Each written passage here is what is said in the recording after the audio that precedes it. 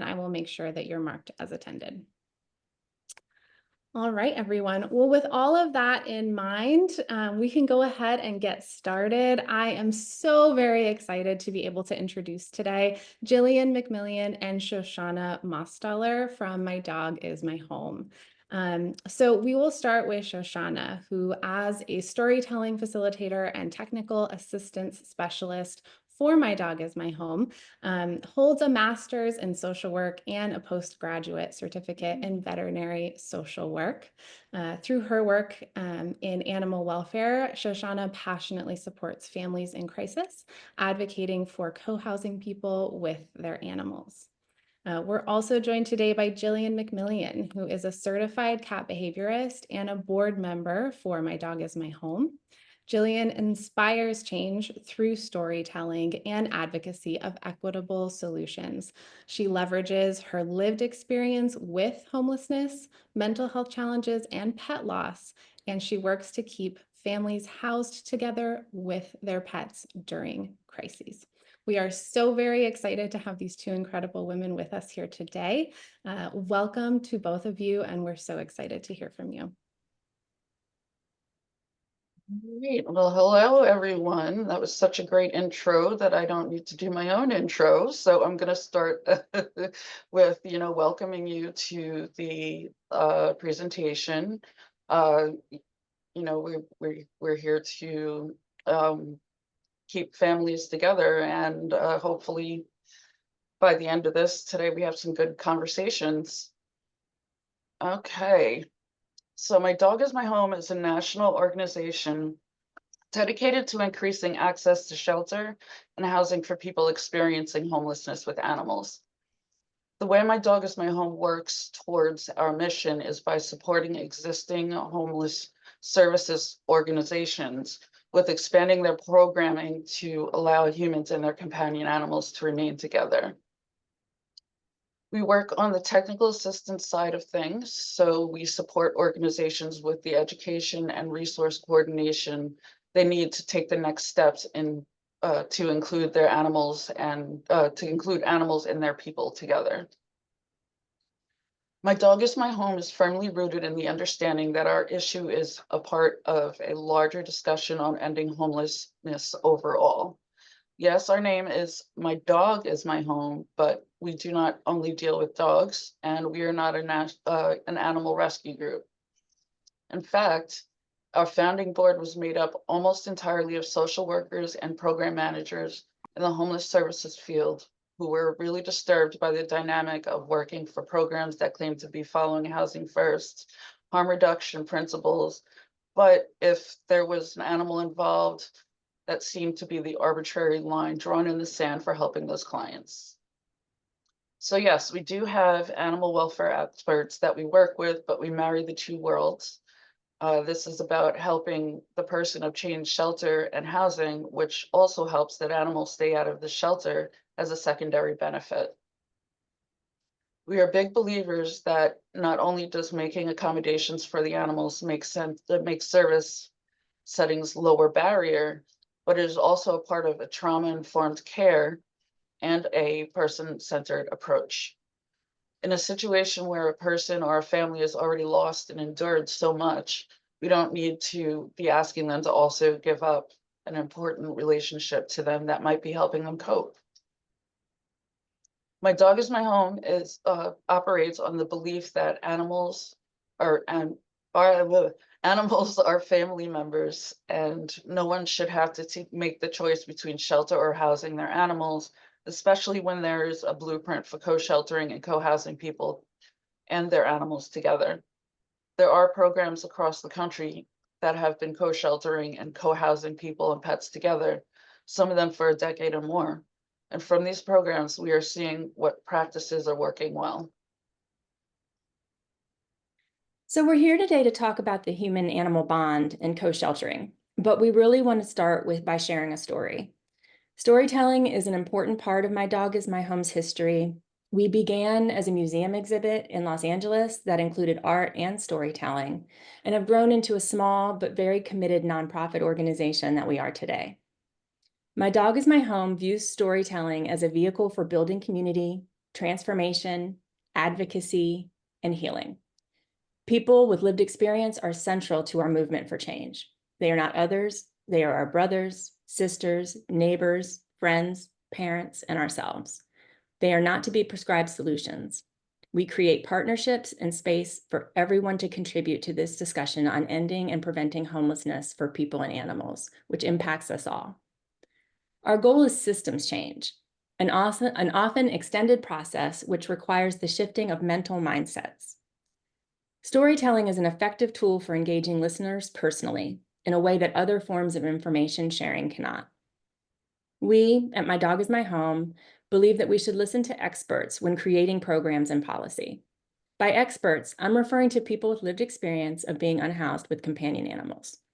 It's incredibly important to highlight these stories and experiences, also to make sure that this is done in a trauma-informed way. Storytelling should not be simply a marketing or communications tool. Trauma-informed storytelling involves creating and sharing stories with an awareness of the potential impact for trauma on individuals. It centers on compassion, sensitivity, and respect for the lived experiences of those involved. People's stories are complex, and it's very important to be respectful of people's unique experiences. So why is trauma-informed storytelling important? It promotes healing for both the storytellers and for audiences. It reduces the risk of re-traumatization and emotional harm. It fosters authentic connections and builds trust in narratives. And it elevates marginalized voices in a safe and respectful manner. In a few minutes, Jillian is going to share her story of experiencing homelessness with her cats, who are an important part of her family. But before she does that, I just want to point out some of the best practices regarding storytelling. Consent and autonomy ensure that in storytellers have control over what, how, and when their stories are shared. Consent can be withdrawn at any time. Empathy and active listening, we should approach every story with compassion and without judgment. Do no harm. Avoid sensationalizing or exploiting traumatic experiences. Use a strength-based approach. We should highlight resilience and growth alongside of challenges. Cultural sensitivity, acknowledge and respect diverse backgrounds and perspectives. And then also ensure that storytellers have access to mental health support when they're discussing sensitive topics. There are many benefits to people with lived experiences sharing their stories. It builds empathy and understanding, creates meaningful connections, inspires action and change, empowers the storyteller, and challenges misconceptions and stereotypes. There's a conference that takes place annually by people with lived experience of homelessness for people with lived experience of homelessness. Activists, local leaders, and advocates all come together to build power and unity to move forward in ending homelessness. I gave my first talk at the PLE conference, that's the People with Lived Experience conference, this past November, and felt quite liberated and empowered to be my authentic self. Afterwards, I felt a sense of healing that is nearly unexplainable with words. So my story begins with many episodes of domestic violence. From childhood and up, I have spent my life in abusive situations without awareness of the abuse. Some familial, some were romantic relationships, some were even friendships that I didn't even know were toxic. I spent most of my life with housing insecurity due to the trauma of those events. I've had many stints of homelessness and wasn't really aware of this reality until recently. Hindsight is truly a remarkable thing. It's only now that I'm able to see how far I've come. We got wasabi and sashimi in 2010, just after we moved out of a family shelter and into our first apartment. It felt like I had everything I needed because we had our little family.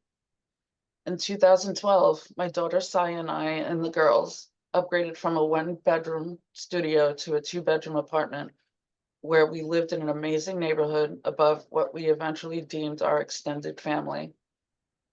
The kids were around Saya's age. The landlords were friends of friends. It was perfect. They allowed us to keep our cats. We were a happy family. 5.5 years later, we found another love. Her name was Kitsune Kit Kat.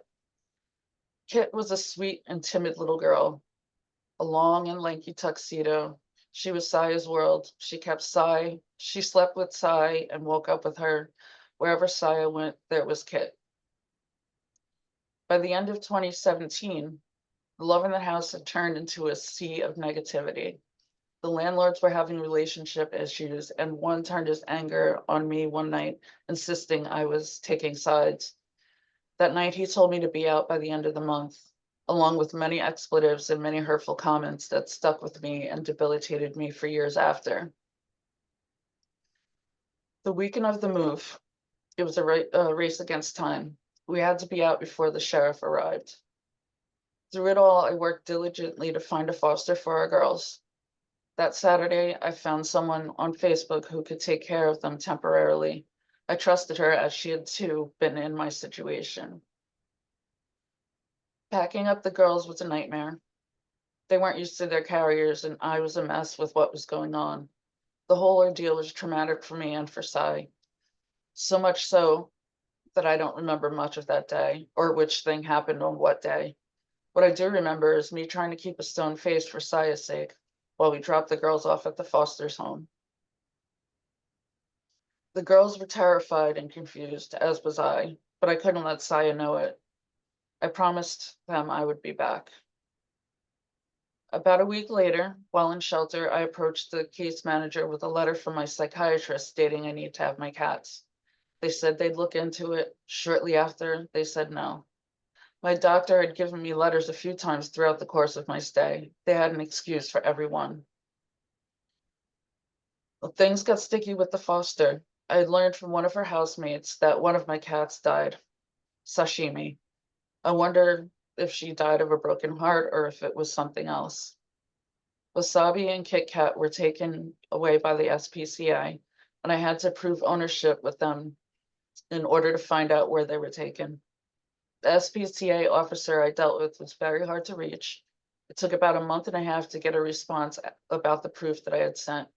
The officer told me where they were and that he was in touch with the animal hospital the girls were at. He told me they would not be adopted out, and when I called the hospital, I learned my girls were indeed adopted out. I was treated like garbage and yelled at when I mentioned that they were my ESAs and was told basically I was out of luck. When trying to contact the officer again, weeks went by, then months, now years. I never heard from him again. This loss is tremendous. Sashimi and wasabi were my little lifesavers. When I uh, when I went through months-long bouts of suicidal ideation in 2015, 2016, they kept me alive. They kept me from making that irreversible mistake because I knew they needed me. I used to have nightmares of them roaming the streets looking for food and getting hurt because something terrible had happened to me. While in the shelter, I often woke in the middle of the night thinking one of the cats was laying on me, but I'd then soon come to realize that it was just a heavy spot in my blanket, more heartache. Thankfully, by the end of 2020, we found our own apartment and feeling more secure, we adopted two beautiful fuzzy babies in 2021. Their names are Cowboy and Bebop. Today, I'm no longer just surviving, I am thriving. My housing insecurity days are over as I am now working with the group of the most supportive people out there. By working with these folks, I have found that rear view mirror that I'd been unknowingly looking for, and I am able to look back and see all that I really needed for my family to stay together was support. I was so beat down, I couldn't fight any harder than I did. I know I did my best with what I had. Logically, I know all that has happened is not my fault, but I still feel guilty. Not having closure has been eating at me for years. This is one of many reasons I will stick with my dog as my home, because with their support, I believe I have a shot of keeping what happened to my family from happening to other families. Families being broken up is traumatic enough, but when families are broken up for reasons that could have easily been solved during times of crisis, it can destroy a person and that family, especially a person who is prone to trauma and has experienced domestic violence. Sometimes all a person needs is support. Sometimes the only support they have happens to have 4 legs and a tail. Thank you for listening to Jillian's story. I personally really appreciate her sharing with us so that we can all really learn from her experience and hopefully stop the same thing from happening to some other family. I am showing right now some questions that we think are important to consider. We're going to stop we're going to stop and give you a minute to answer the questions. I'm going to ask you to put your answers to these questions in the chat. And then we're going to circle back at the end of the webinar to see what people's responses are. The 3 questions that we have are there any key phrases from Jillian's story that are meaningful to you? Were you surprised by the lack of resources or barriers that Jillian encountered? Why or why not? And how do you think Jillian's experience of being homeless affected her pets?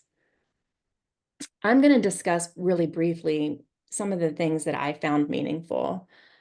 I was particularly struck by how Jillian went from being in stable housing to not having a place from her family to live very quickly. A survey by the Bank of America last year found that 50% of Americans say they at least somewhat agree that they're living paycheck to paycheck. So we know that people can find themselves in a housing emergency very quickly. I was also surprised that the homeless service provider that Jillian was working with refused to honor her ESA letter. It's another barrier it was another barrier for her being able to keep her cats with her. And then another barrier was obviously the inability for her to reach the animal control officer who was working on her cat's case.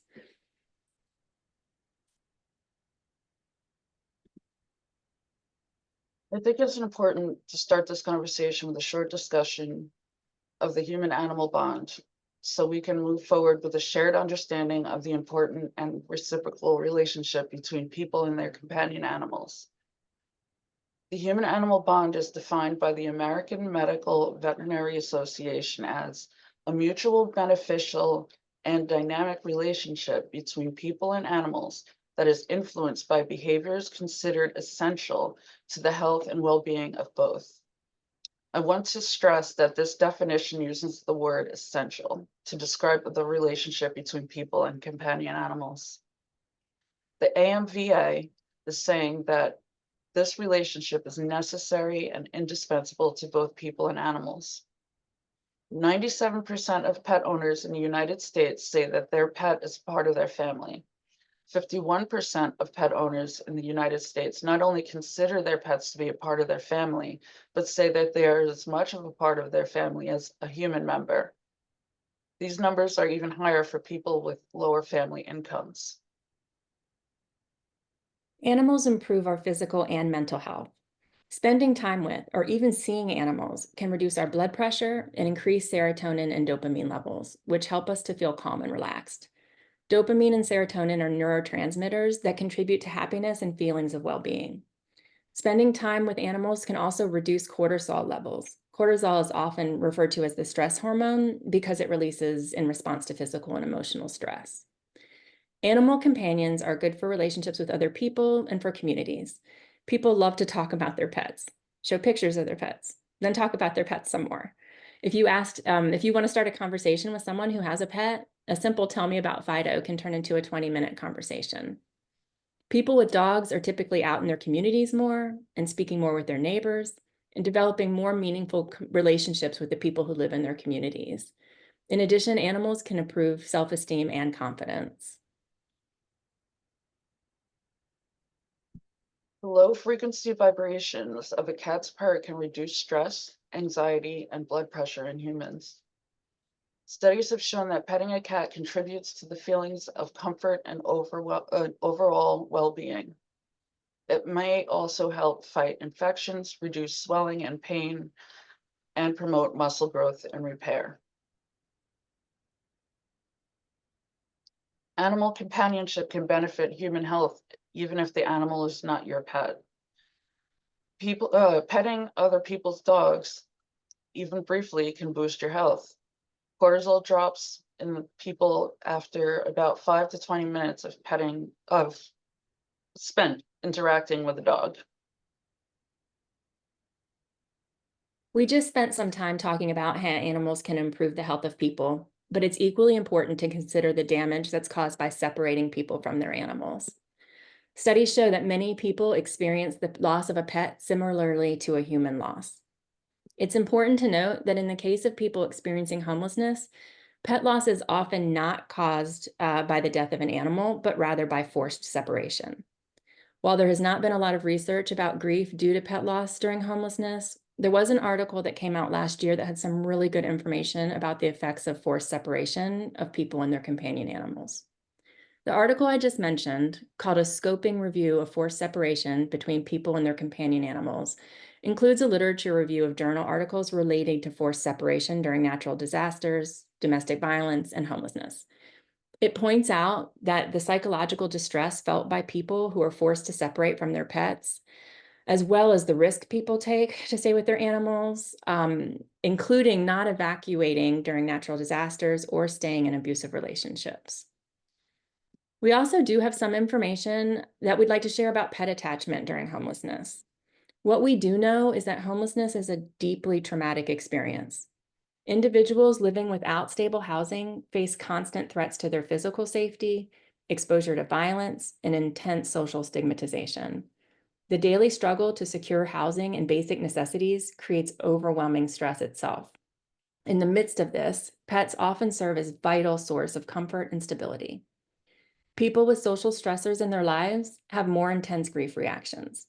Losing that source of unconditional love can compound the trauma and further damage emotional well-being. People experiencing homelessness are particularly vulnerable. They face higher rates of mental health challenges, including PTSD, anxiety, depression, and often lack access to proper health care or emotional support. Social isolation is another burden, leaving many without trusted relationships to lean on during moments of grief. The loss of a pet, which could be their only source of companionship, becomes a devastating blow. Society frequently overlooks the significance of this bond and fails to recognize the profound impact of its loss. The importance of pet companionship cannot be overstated for this population. Pets not only provide the emotional support that we spoke of, but a sense of purpose and structure amid chaos. They offer the unconditional love and loyalty that many people experiencing homelessness may not be receiving from other human relationships. For many, animals are family, and caring for them brings moments of joy even in difficult circumstances. Understanding this deep connection between homeless individuals and their pets helps to foster compassion and guide effective support. By acknowledging their grief and the importance of the bond, we can play a role in helping people navigate their loss and begin healing. Grief is essentially the distress that results from a loss. This loss doesn't need to be death. You can feel grief with other types of losses, such as divorce or the loss of a job. As I mentioned before, it's important to recognize that during times of homelessness, people's grief is often caused by surrendering animals or other forced separations. Common reactions to grief include a sense of numbness, a roller coaster of emotions, reduced concentration, disrupted sleep patterns, and changes in eating patterns. People may feel sadness, shock, denial, anger, and guilt. Someone who's grieving the loss of a pet may not understand everything they're feeling, and they may not share everything that they're feeling with you. So we want to take a few minutes to just focus on the types of grief that have particular importance when a person is experiencing homelessness. And we're going to start with anticipatory grief. Anticipatory grief starts before the loss of a pet. Individuals experiencing homelessness may start grieving when a pet is sick and they can't afford veterinary care. They may know that they're going to be evicted from their home and understand that they don't have a plan in place that will allow them to keep their pet. This constant stress and emotional turmoil can make it difficult to focus on other needs. If we look back at Jillian's story, she began experiencing grief even before she was separated from her pets. The grief really began a week or so before when she was actually evicted, as she struggled to find a place to live with her entire family, cats included. Jillian experienced the difficulty of finding shelter with her pets and knowing that she may not be able to keep her cats. If you remember from her story, she said, "The whole ordeal was traumatic for me and Cy, so much so that I don't remember much of that day. This inability to remember was exactly what happened, to remember exactly what happened during that time is a function of her grief, the grief that her family was feeling. Ambiguous grief is experienced when the loss is unclear or incomplete. An example would be being forced to surrender your pet, a pet being confiscated, or a pet running away. These situations are particularly difficult when there's no known outcome. People don't know exactly what happened to their pet. They may imagine the worst. Again, if you look at Jillian's story, there are several instances of ambiguous grief. The first time would be when we see this would be when she left her cats with the foster and had to trust that they would be safe and cared for. Can anyone else see other examples of ambiguous grief in Jillian's story? And if you do, please feel free to share in the chat. I'll share this one quote from her story, which is, "I used to have nightmares of them roaming the streets looking for food and getting hurt because something terrible happened to me."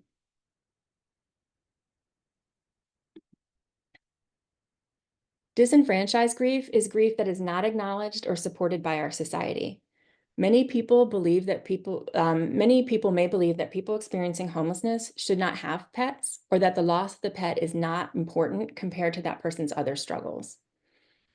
This lack of empathy and social support can heighten feelings of shame or worthlessness and increase mental health struggles. In Jillian's story, she experienced disenfranchised grief when dealing with animal control in the veterinarian's office. She said, "I learned my girls were indeed adopted out. I was treated like garbage and yelled at when I mentioned that they were my ESAs, and I was basically told I was out of luck." This lack of compassion and understanding about Jillian's connection to Wasabi and Kit Kat compounded the grief that she was experiencing. If you'd like to learn more about grief relating to pet loss and homelessness, you can join my session on this topic at the My Dog is My Home conference next week. We are going to be giving more information out about that conference at the end of this webinar.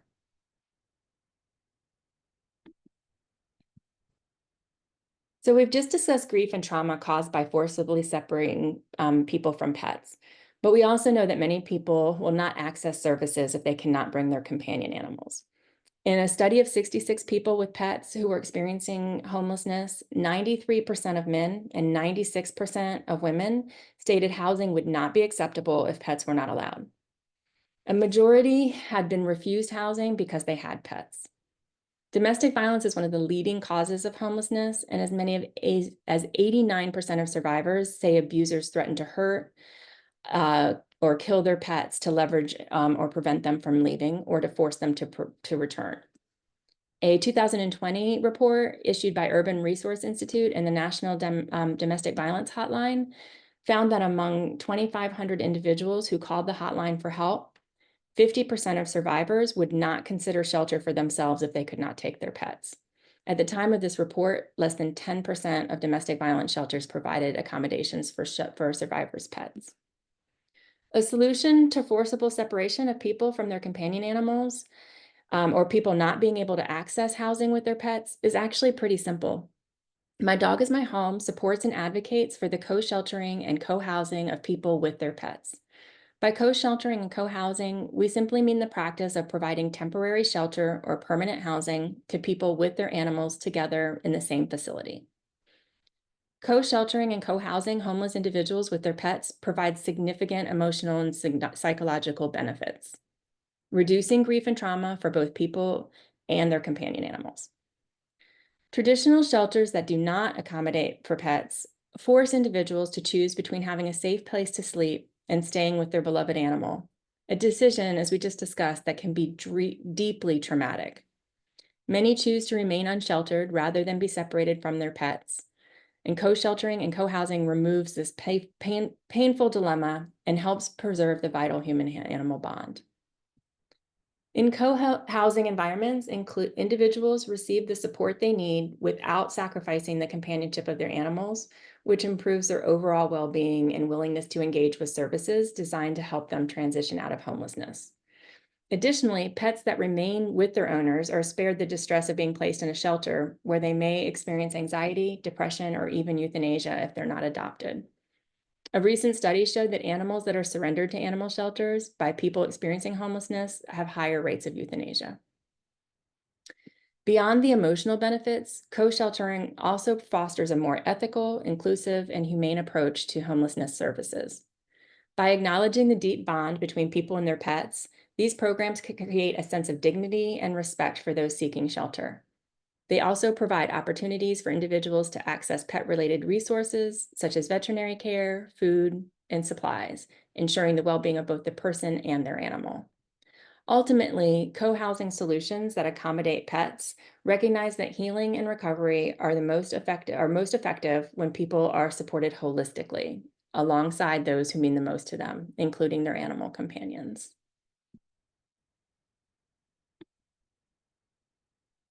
Co-sheltering can be successfully implemented in many shelter and housing types.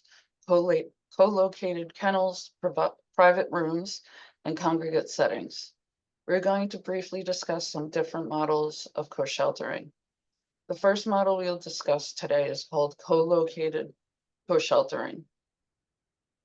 This is when there are physically separate animal housing arrangements and separate human housing arrangements at the same facility. Essentially, the provider has created a tiny animal shelter or kennel system within the human shelter.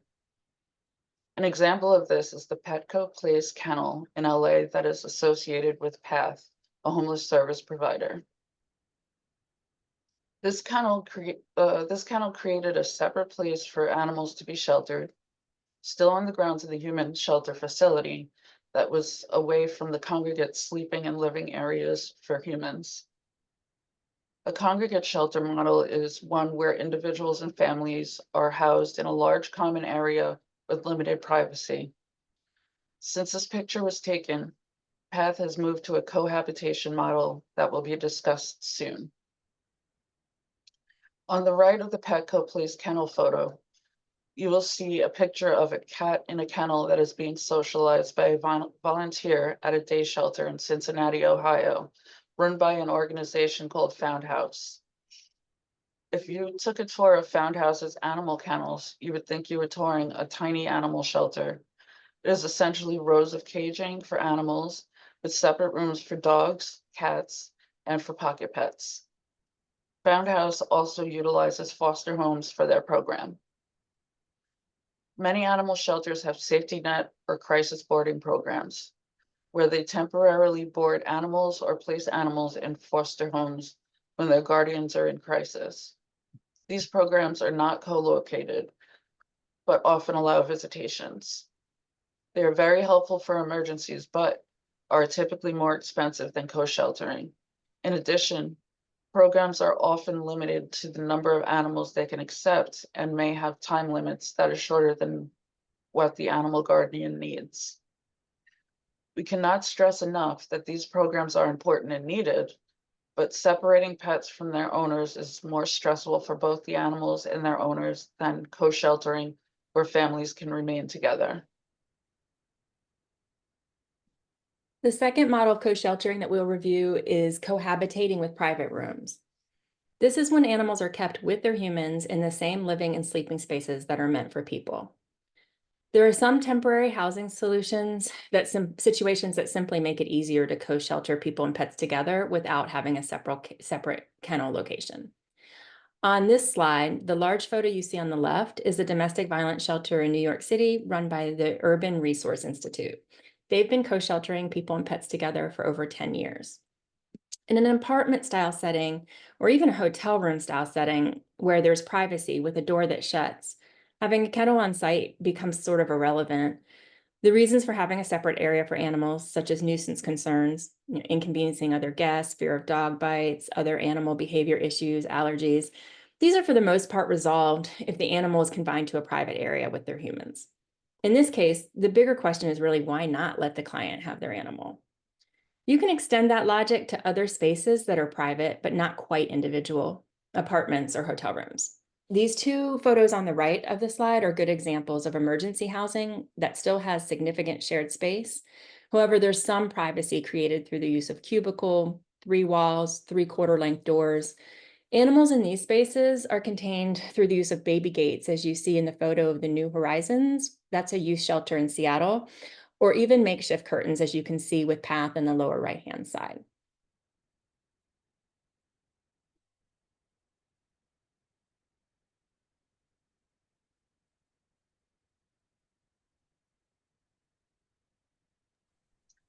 There we go. The last model of co-sheltering that we will discuss is cohabitation, when you're in a true congregate setting with multiple beds tightly packed onto a single floor.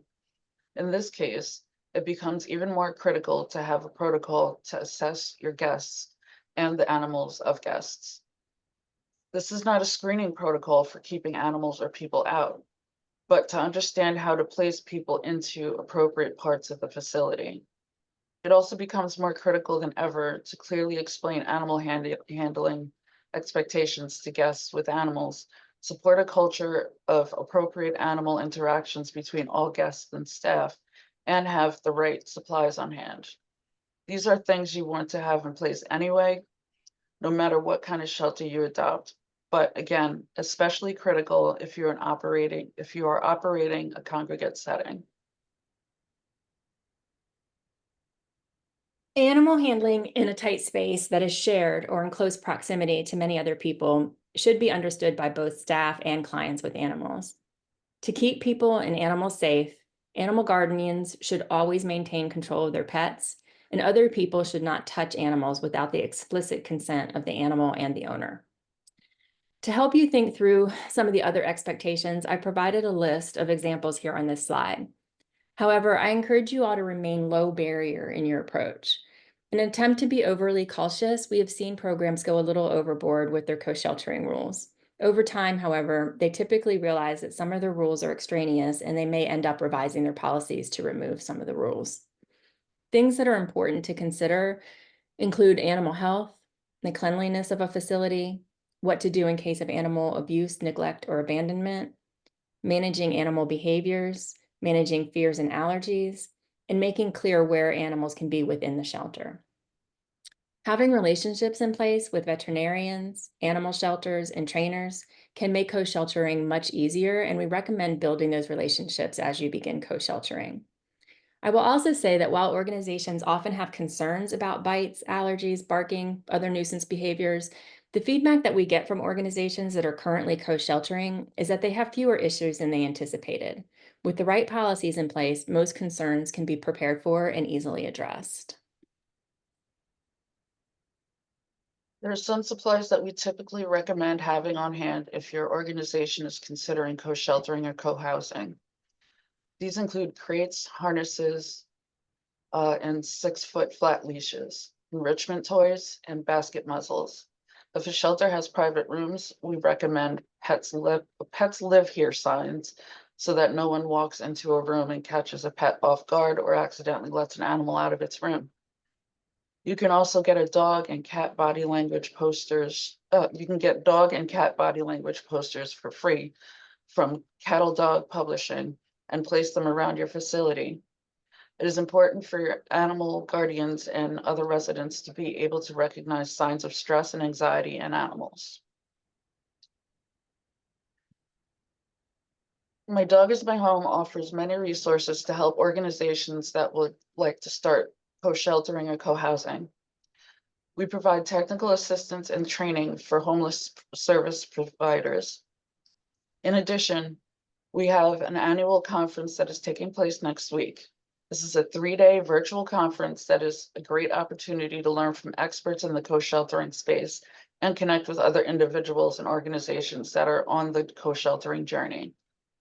This year, we are joined by Dr. Quan Stewart from Project Street Vet, Lori Weiss from Downtown Dog Rescue. We will also have organizations sharing about their experiences with co-sheltering and people with lived experience sharing their incredible stories. If you're not able to attend next week, you can still register for the event.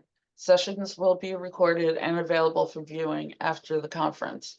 You can register on our website, mydogismyhome.org. And if you use the code Friends and Fam, you can register for $75 for all 3 days of the conference. This is Friends and Fam with all capitals, and the word "and" is not written out. It is an ampersand symbol. Capital Friends, ampersand, Fam. That was a mouthful. My Dog is My Home is the backbone organization for the Co-Sheltering Collaborative that hosts quarterly Zoom meetings that are a wonderful opportunity to learn and connect with other collaborative members. Co-sheltering collaborative is also a product of My Dog is My Home's community building efforts. And it is a national peer-to-peer learning network of homeless service providers and animal welfare organizations that come together to support each other. The Co-Sheltering Collaborative also hosts working groups that have more focused goals based on topic or region. Our current working groups are our racial justice working group, our access to veterinary care working group, our Canadian working group, our New England working group, our Los Angeles working group, and New York working group, and Cincinnati working groups will also be starting soon.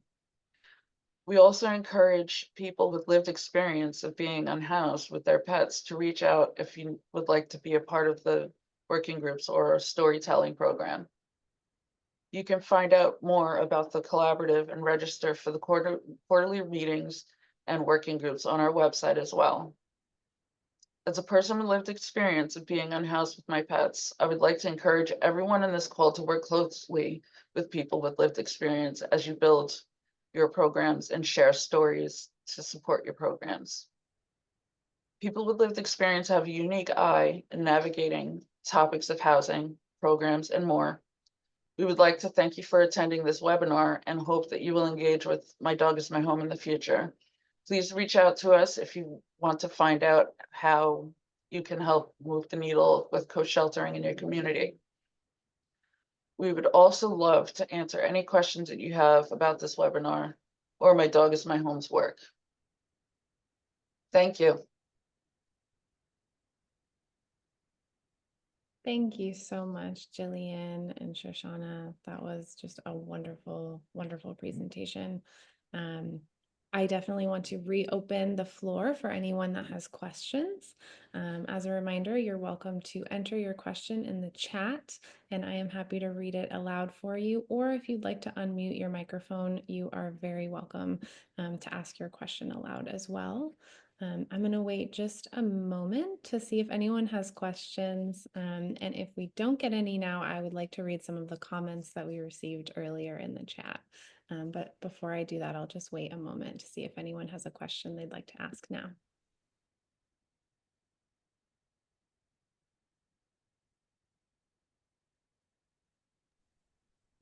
I do see a question from Elizabeth. Sources of funding for these programs, question mark. Elizabeth can share and would be happy to share a little bit about the funding that we have through Red Rover. But before I do that, Shoshana or Jillian, are there any particular funding sources that you'd like to share out? Yeah, I mean, I can definitely address that before you jump in. The one thing I would say is in terms of organizations, I would look at community foundations near you because it's, you know, whether you're an animal organization or a homeless service provider, typically in communities, there are lots of community organizations that actually love marrying animals with people, right? So people who aren't necessarily excited about donating, unfortunately, to people who are experiencing homelessness, if you add a pet in, you know, lots of times people are a little bit more receptive to that. I would also say that co-sheltering does not have to be as expensive as people think it is, right? Like we hear a lot about funding. And I think that the kennels, when people set up kennels, that tends to be more expensive because you need people to care for animals and, you know, a lot of things like that. But if someone has a pet with them, they really just need a few basic supplies and some vet care. Right. And then other than that, there aren't a ton of costs. And if you can build relationships with low cost clinics and animal shelters near you, you'd be surprised at some of the things.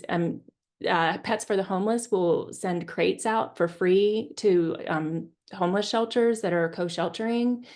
And, you know, animal shelters often will be able to give out supplies and food for free.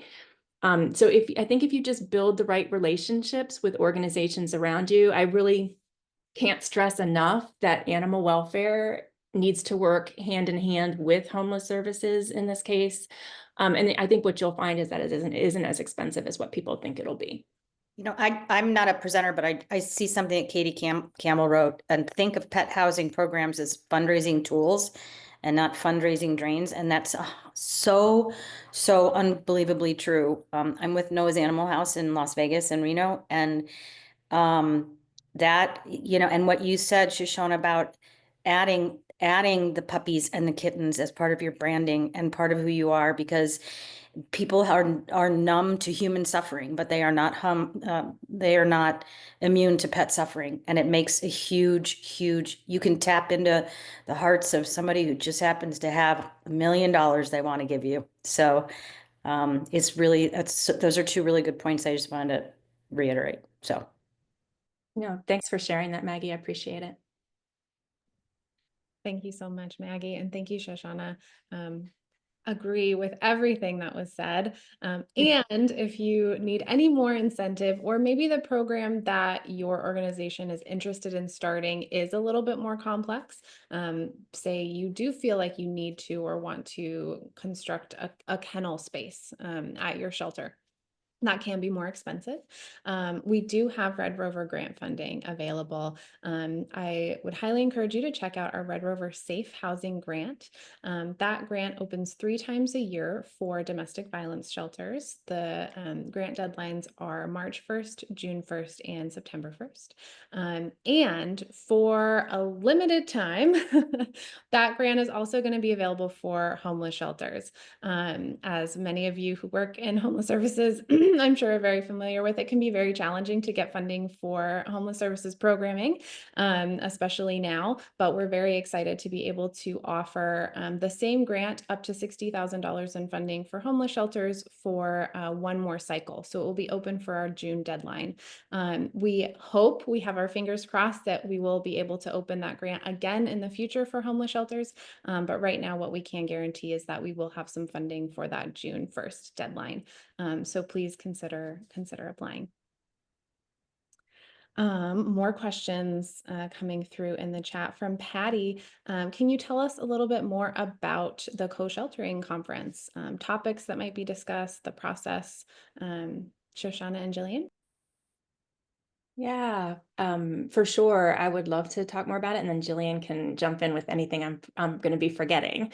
There's a lot. So it's 3 days, and it's from 12 to 5-ish Eastern time, so that it allows our Pacific folks to join us in the morning. There's a lot. We have 3 days, and each day starts with storytelling, because like I said during the webinar, that's such a huge part of what we do.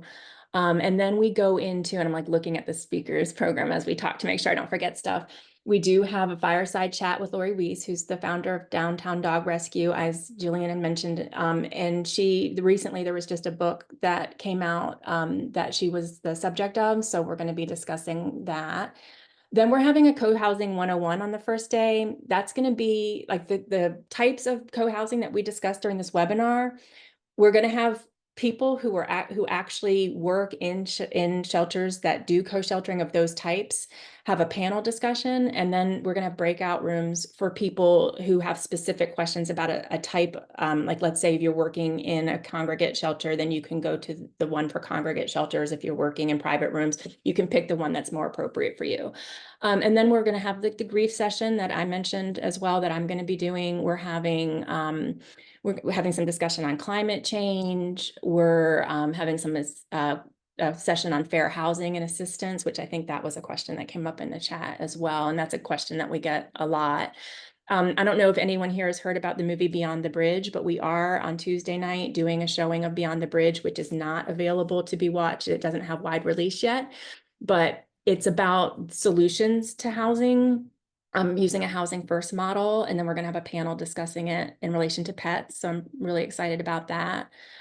Yeah, and we have a lot of domestic violence content as well. This year, CNN Person of the Year, Stephen Knight, is going to be doing a presentation about his program called Fostering Recovery. He has like a foster safety net program for people who are in recovery. I don't know. What am I forgetting, Jillian? I'm forgetting yours. Talk about you're doing a session. I thought I was loved. Ugh. You are loved so much, so loved.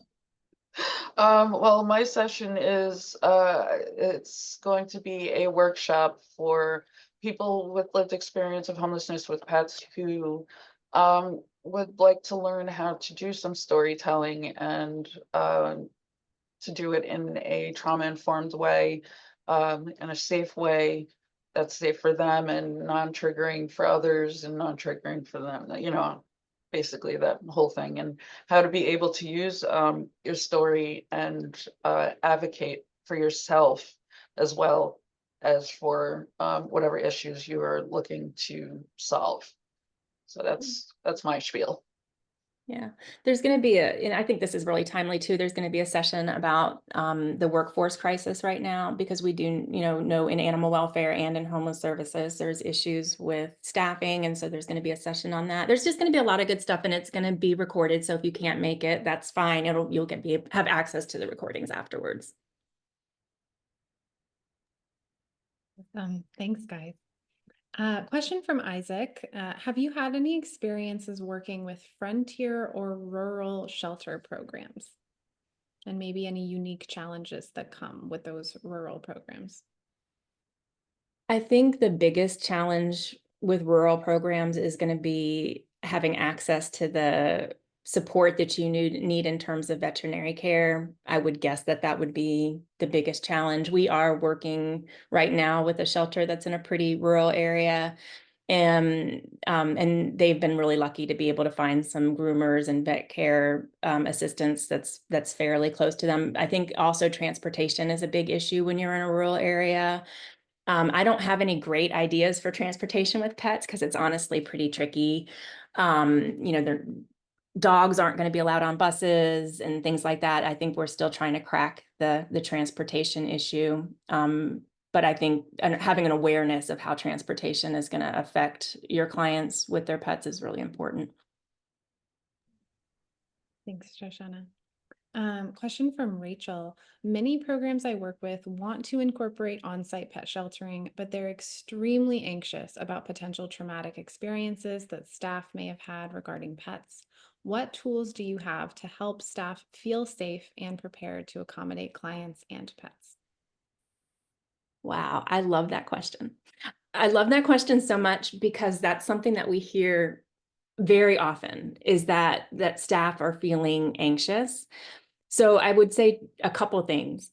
I would say people should be able to express their anxiety, right? Like, so really listen to people. If someone is telling you, I have a fear of animals and I'm really worried about this, I think it's important to listen to that and acknowledge it.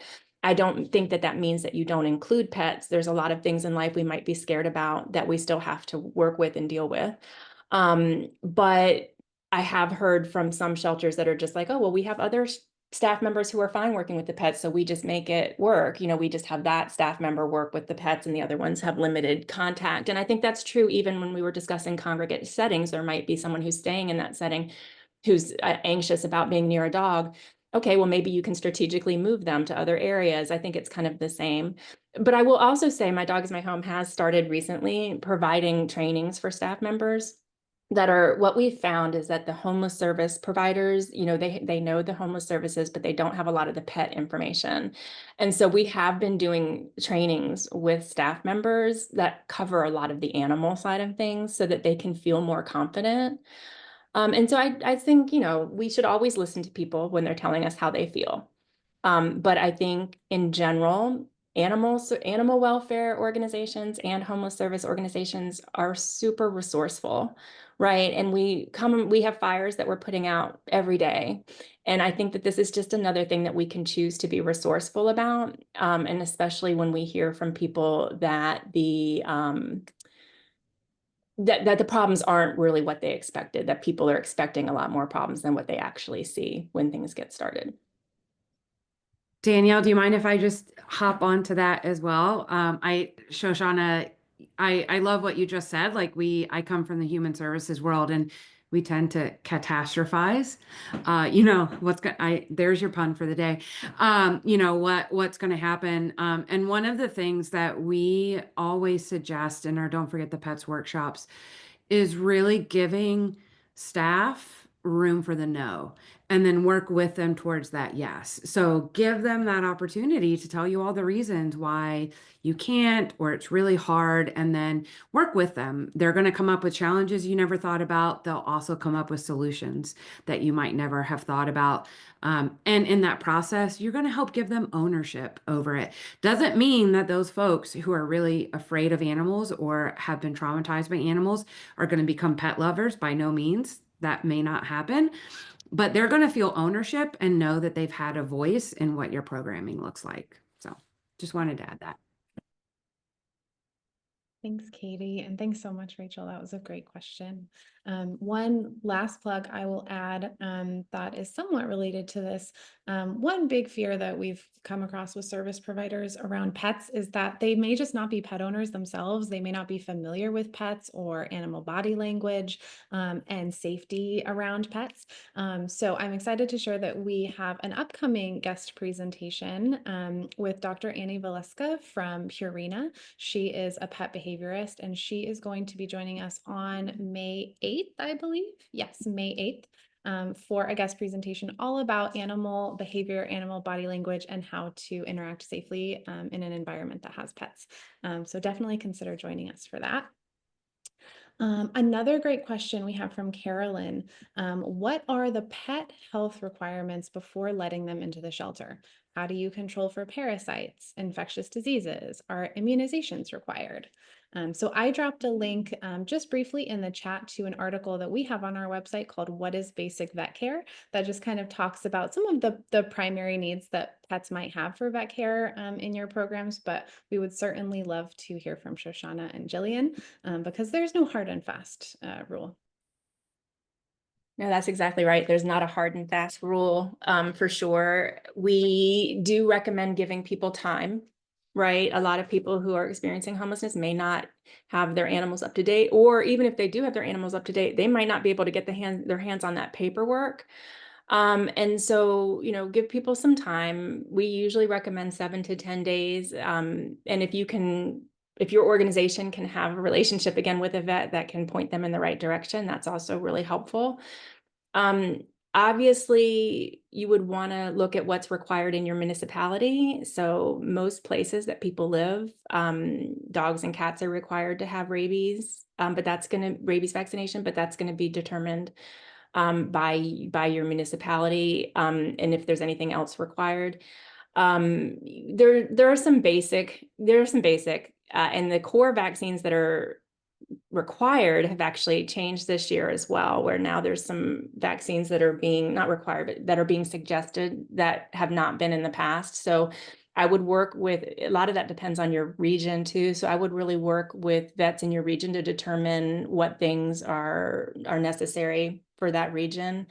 I would say, in terms of the part of that question that's kind of about infectious diseases and things like that, you're not going to find, if a dog or a cat is staying with their owner, it's not the same type of cleaning that you would necessarily need for a kennel environment, right? Where different dogs are going in and out of the same kennel, you would want to do a really thorough cleaning. But if it's a private room where one dog is living or one cat is living, then that's pretty easy in terms of cleaning. It would just be like any regular cleaning you would do.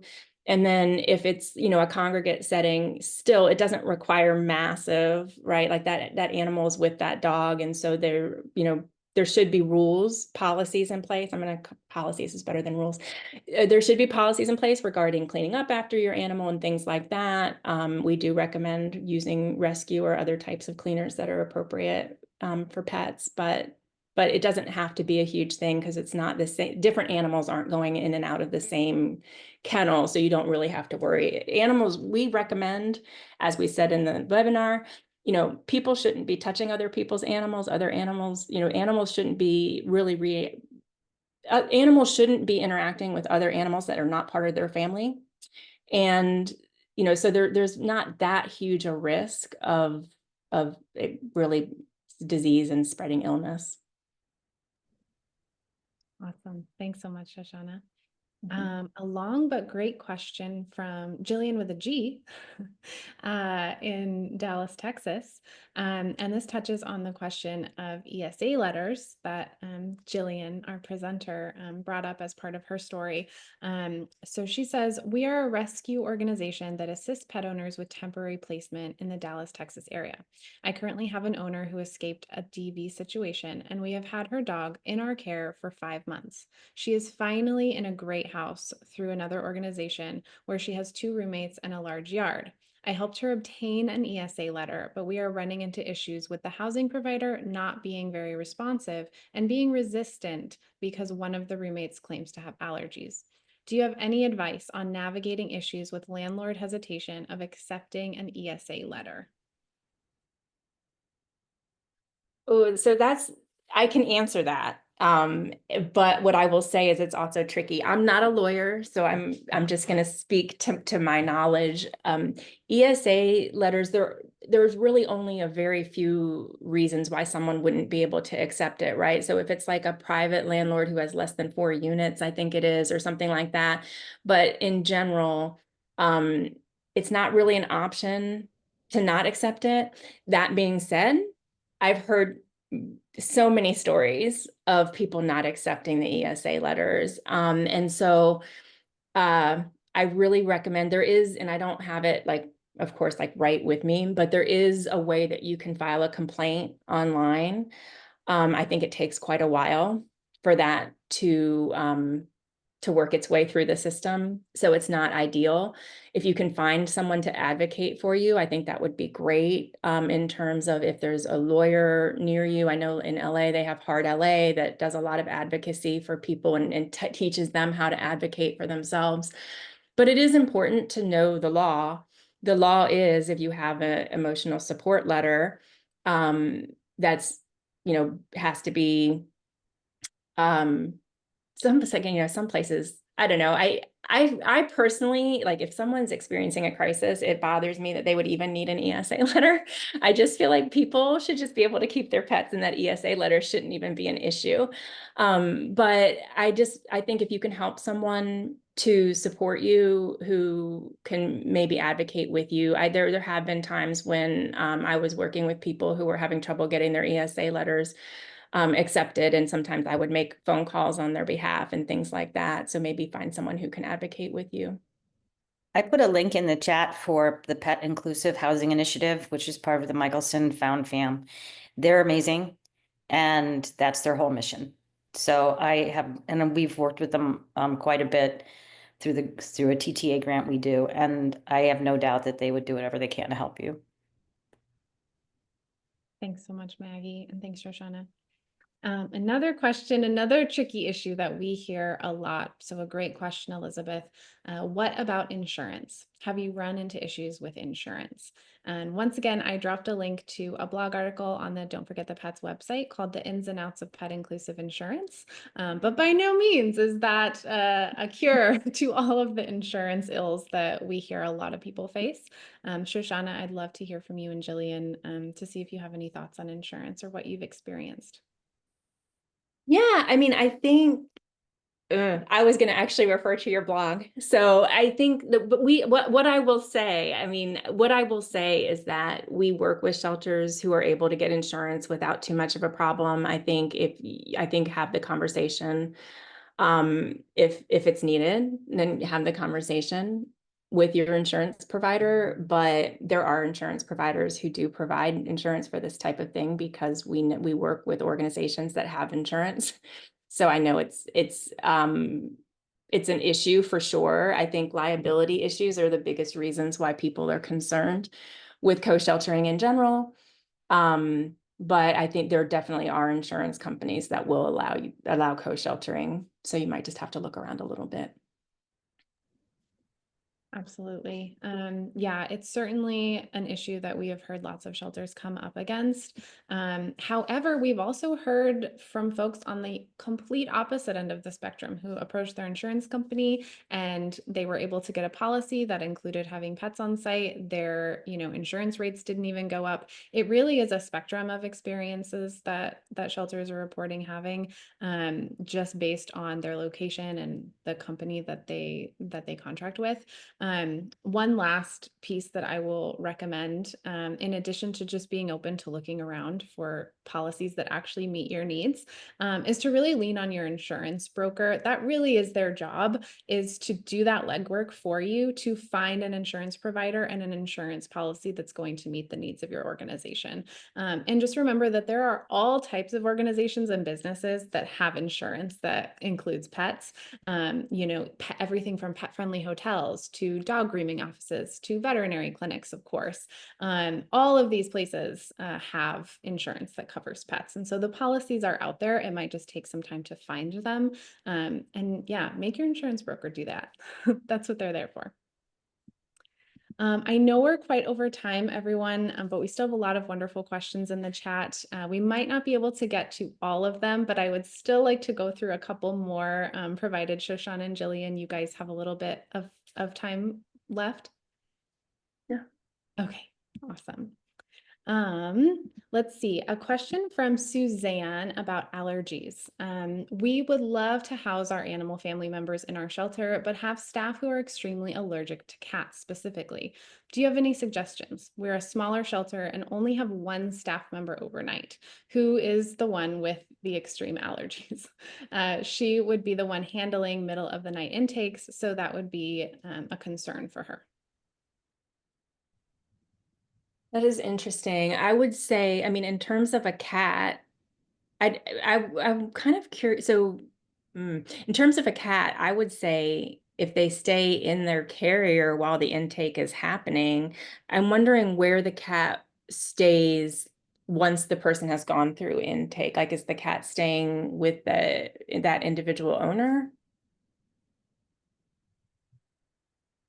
So that, forgive me, y'all, my voice is very hoarse, but that was my question. And we've had this come up a couple of times.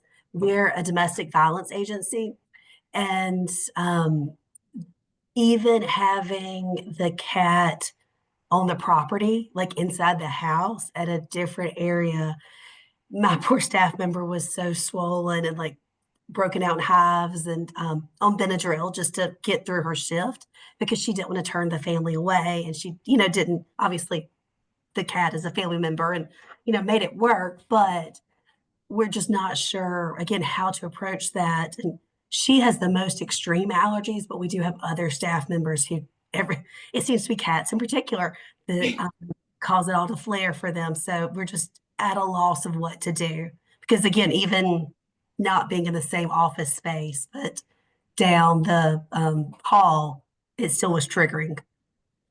Do you guys have have any kind of like air purifiers or anything like that? Like we do recommend air purifiers sometimes. Like I said, we actually find that allergies don't tend to be as much of a problem as people think they're going to be, but clearly you guys are having an issue with this. So I'm just wondering. We do have an air purifier. And actually, I'm one of those that's mildly allergic to cats. But again, I'm fine with the air purifier. We can make it work kind of thing. But and she's a full-time staff member. So it's not as if she's only there a couple of times. So again, I just didn't know if y'all had any other suggestions because we are open. We want to try. She wants to try, just detrimental to her health. I love that she wants to try even. I mean, like that actually, I mean, I don't really have great ideas aside from just keeping them as far away from as possible and the air purifier. But I love that she's having allergy issues and still recognizes how important it is to try. And what a lovely staff member you have. Yes, she is fantastic. Well, thank you. We'll keep investigating, but just we're hopeful you'll had something. Yeah, I will continue to think on it. I know, like I said, we find that it doesn't happen as often as people expect it to, but yeah, it sounds like you're trying a lot of the things that we would recommend. Yeah, thanks, Shoshana. Katie, were you going to say something? I saw you come off mute. Yeah, I was just gonna say that, at Red Rover, at Don't Forget the Pets, we are big fans of on-site housing, of co-sheltering. But we also recognize holistic approaches and having what we call backup housing plans. And, it may be in this case that we need to use our backup housing plan, which may be getting the cat to a foster, or some other offsite housing strategy, which we recognize is not great. I think there may be some creative ways that either My Dog Is My Home or DFTP could support you, and like looking at your floor plan and looking at your intake spaces, and trying to figure some stuff out. But I also just want to say, sometimes it's okay. Like, let's not get tied to plan A. And sometimes we need to go to plan B and plan C, and plan D. We encourage you to create those plans for a reason. And it doesn't always feel good, but sometimes that is what needs to happen. So Thank you. And I will say, I'll just brag for y'all. We have used Red Rover numerous times for our domestic violence families and pets. Thank y'all. Y'all are great to work with. Thank you, Suzanne. That's so kind of you. And yeah, Suzanne, like Katie said, we would be happy to look at this issue deeper with you. If this is something that your organization really would like to do, is to create a robust pet housing program, we'd love to work with you. Check out our coaching program on our Don't Forget the Pets website, where we offer free one-on-one kind of consultation services, again, completely for free, to organizations that would like to create a pet housing program. And we can look into this and see, are there any materials in your shelter that we could swap out? God forbid if there's carpeting, let's get rid of that. That's number one. But there are other things too that we can look at to renovate your space, just so allergens aren't getting trapped anywhere and getting spread around. And then if that, isn't something that's going to work, exactly what Katie said, we can look into, is there an offsite option that might work for you, or a sort of kennel style setup, a cat room that is on your premises, but maybe not in your shelter building, where your staff have to work all day. So reach out to us if that's something that you might be interested in. Thank you. Absolutely. Question from Lindsay. Our big concern is always the liability. If an animal bites another client, or we have a ton of young kids who don't know how to treat the animals. Any recommendations around liability and animal bites? My biggest recommendation around animal bites is really there should be a policy in place that people aren't touching other people's animals, right? Like people, animals react differently, and we don't know how they're going to react to anyone touching them. And so being aware, first of all, of when an animal, both a dog or a cat, is or as we see organizations co-sheltering with birds and lizards and all sorts of fun things, but noticing if an animal is getting agitated. I think if an animal is exhibiting that they're agitated, sometimes we do recommend, I think it was in our supply list, that muzzles be used. We don't see bites happening all that often. Even with places that are relatively open policies, we still don't see bites happening all that often. But I feel pretty strongly that it needs to be reinforced that people have control over their animals at all times, and that other people just aren't randomly touching them. And you can actually have people sign an agreement when they come in with their pet, and that says that they're going to keep control over their animal. And the expectation should also be for other people who don't have animals, but how they should be interacting. I really appreciate that feedback. I think our major concern is actually with kids. So we see a lot of kids. I mean, we've seen anything from like infants to, I think infants to about 5, 6 is where we've seen the majority, but then we've seen all the way up to like 14, 15. So our biggest thing is that we've seen is we've seen kids in abusive situations being taken out, and then they're not really sure how to be kind, or they've seen the hitting, they've seen the punching, they've seen the kicking, they've seen the biting, So it's really, and we're not allowed to tell them what to do. So that's also a fun thing, is like how do we combat all of that while still helping the family stay in together as a unit? And then also, I guess a good question I was thinking of as you're talking, we've accept in the past 6 months, we've accepted 2 dogs that were supposed to be like certified. Um, one of the questions that we've come up is, what does an actual genuine certification look like? And it's only because of the liability. I have way too many animals myself. I've adopted the office kitty cats. Like, we love our animals, but I really think of that liability just because of the risk that we do take when we take them in.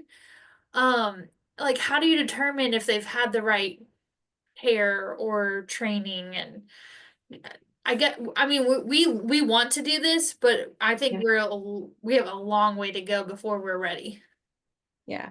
There's a few things to unpack there, I think. And so I'm going to start with the certification part of it. Because that's just a question that everyone gets all the time. And I hate to be the one to tell you that there's actually like no real certification for a service animal. There's no certification, and there's really no certification for emotional support animals either, because it's just an ESA letter. It's literally a letter saying that this person has a need for their emotional support animal. There's a lot of predatory companies online that will say, hey, give me $150, we'll give you this lovely vest and a certificate. And it's meaningless because there's just no such thing. So in terms of a service animal, they are performing a specific task for a person with a disability. That disability might be illegal. I mean, not illegal. I was about to say, go into my legal questions. That disability might not be visible, but it would be, there's only 2 questions you can ask, right? If it's a service animal, the only 2 questions that you can ask are, do you have this animal for a disability, and what is the task it performs? And you literally can't ask any other questions. Now, that being said, if an animal comes into your facility and they're not, if they're starting to bite people, if they're barking too much, I mean, we would hope that you would have some leeway with it, but service animals that aren't, that have behaviors that are causing a disruption can be asked to leave. Again, we don't encourage that. We encourage trying to look for ways to work within the system that you have to try to, like, hey, can we provide a muzzle? Can we provide, whatever that would be helpful for that animal? But there just really isn't a certification. And I know there's a lot of confusion about that. And thanks, Danielle. I see you just posted some information, so that's fantastic. But yeah, it's tricky. And now that I got into the certification part, so what is your facility, a congregate setting, or is it more like private rooms? No, we have three small bedrooms and bunk beds. So then we even have to deal with, like, is there a top bunk available only? And then the dog can't go on a top bunk. So there's a lot of that little things that we have to consider throughout the whole process. But yeah, unfortunately, we don't have any private Yeah, rooms. so it sounds like you have to creative in terms.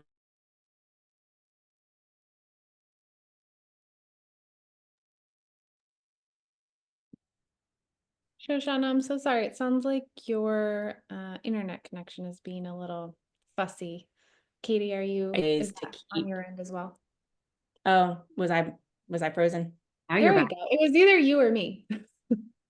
It might have been me. I don't know. But I was We're just going fine to for a say, minute.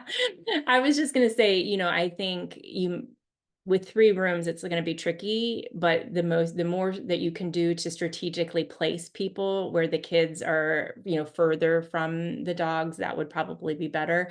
And you might have to make a restriction on how many animals that you can really handle at any one time to make that happen.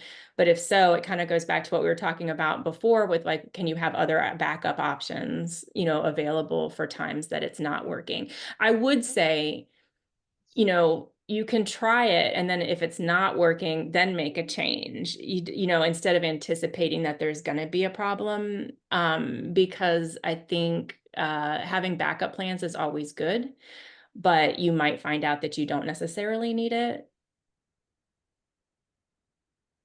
Yeah, I appreciate that. I mean, we've housed somebody for a week over this past month in a hotel for a cat specifically. Um, so we definitely have backup options, but then we also face into possible funding cuts and will we be able to afford it come July? So I think it's just there's a lot, but we're definitely trying to think strategically on how to be the best partner we can.